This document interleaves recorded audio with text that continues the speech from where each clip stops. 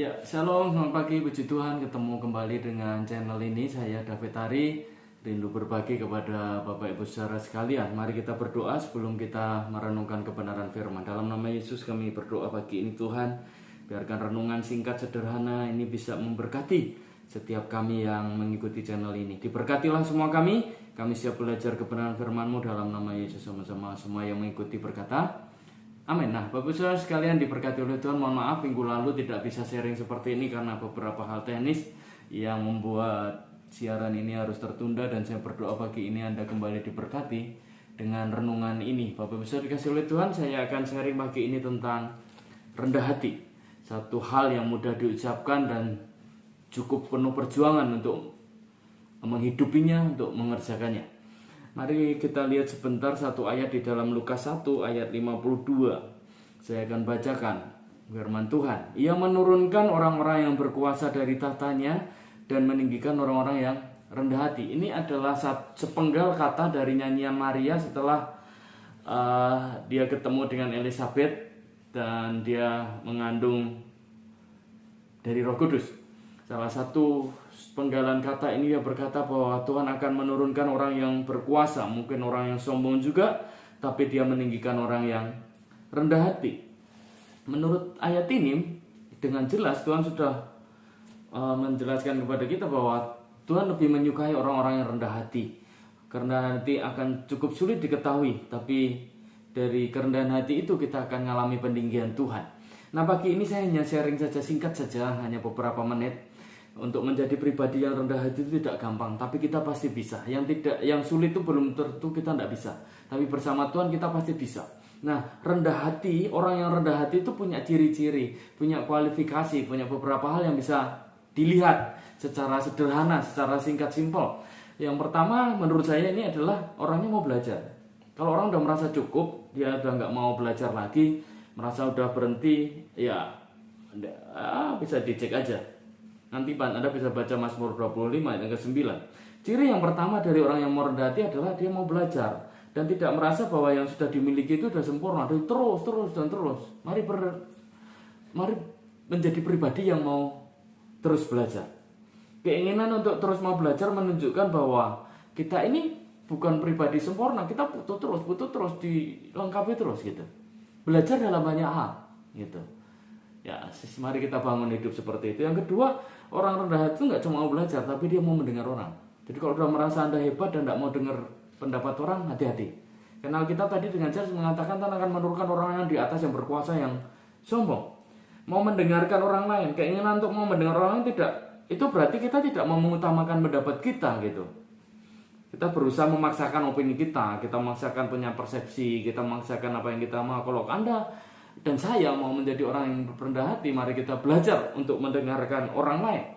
Kalau dalam firman Tuhan juga orang rendah hati itu mau taat, mau mengikuti kehendak Tuhan. Jadi tetap percaya bahwa rencana Tuhan itu ya dan amin gitu. Walaupun ada situasi-situasi yang sulit di dalam hidupnya, tetap percaya gitu. Jangan sampai kita merasa bahwa kita udah ada di jalur Tuhan. Kalau orang rendah hati, dia akan berserah kepada Tuhan. Nanti dia bisa baca Mazmur 131 ayat 1-3. Mengapa saya bilang begitu? Karena di poin yang keempat adalah kalau kita rendah hati, kita mengizinkan Tuhan campur tangan di dalam kesuksesan kita.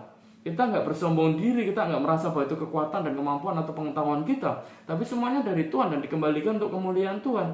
Banyak orang mengingat Tuhan pada waktu susah saja, banyak orang mengingat Tuhan waktu punya pergumulan saja, banyak orang ingat sama Tuhan ketika mereka kepentok dengan hal-hal yang sulit. Seharusnya kita tetap percaya bahwa Tuhan itu campur tangan dalam segala sesuatu untuk kesuksesan kita. Yang terakhir, orang yang sabar itu adalah orang yang rendah hati, maksudnya itu adalah orang yang sabar. Sabar apa? Sabar menantikan janji Tuhan.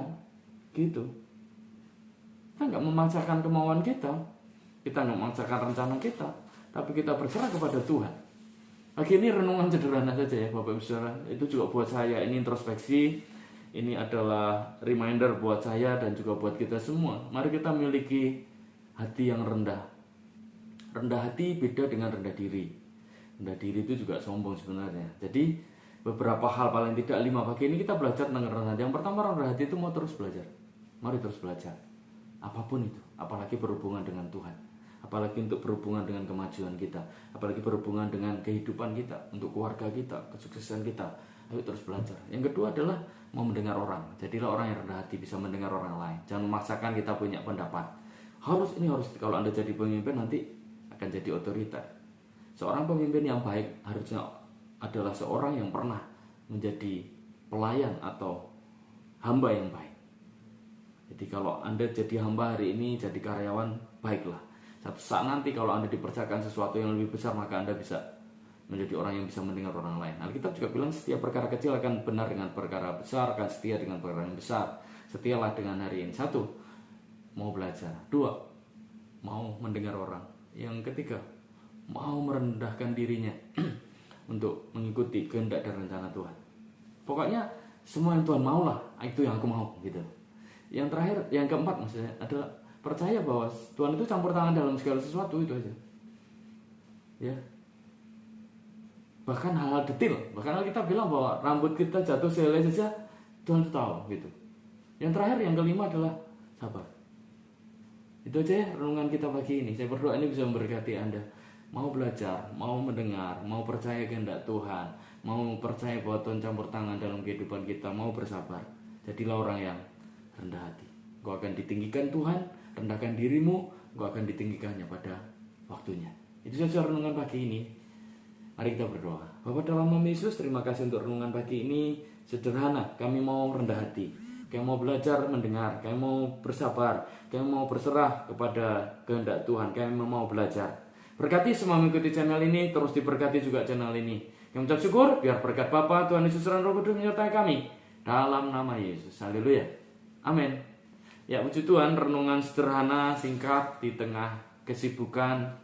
Biarkan mengawali pagi kita hari ini dan membuat kita terus rendah hati pada Tuhan. Saya David Ari, Tuhan Yesus memberkati dan Shalom.